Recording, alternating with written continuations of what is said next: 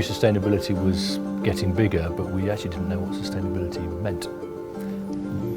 You get meetings at WEF that are talking generally about what's the purpose of business in all this equation. And when you start getting serious business leaders talking about that, then you know the world is changing.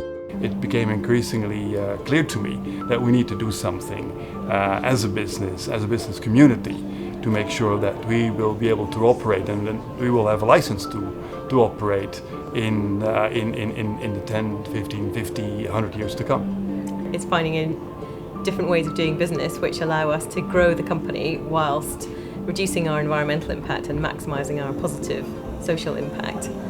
If we don't think about natural capital, we don't have a business long term.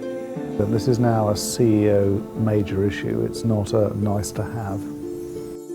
For 20 years or more now, we've been working with the business community and with the policy community all over the world to help them to understand these big social and environmental challenges that we face today.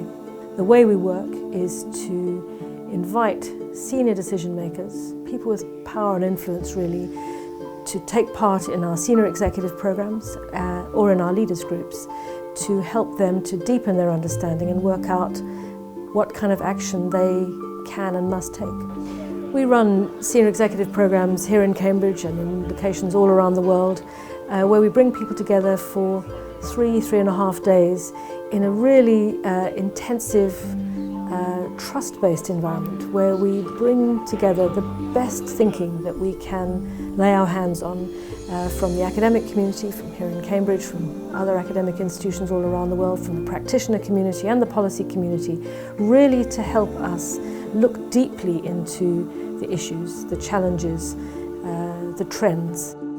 Our success around sustainability is really about our leaders today and developing the leaders of the future. I think the executive leadership courses really help give some depth of understanding to people in business, and also the network of people that they meet is a real plus, and I think everyone who's been on it's come away really rating it.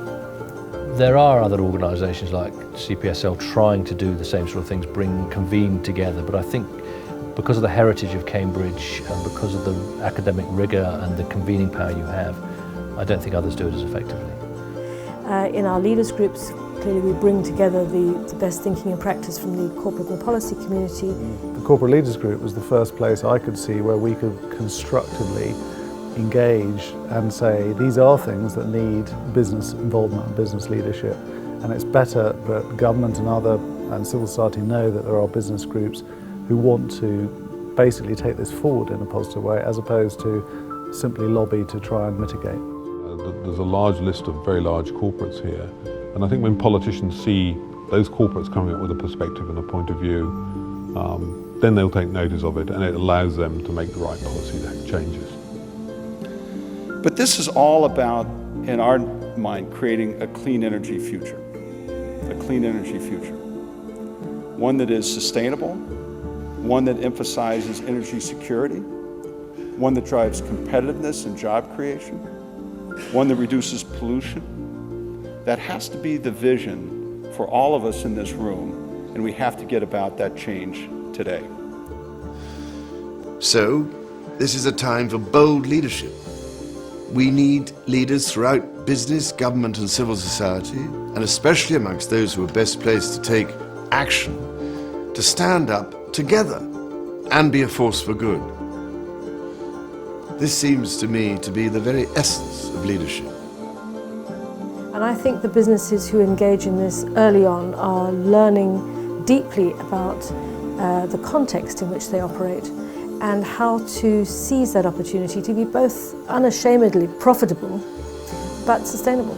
So the benefit to them is getting there first.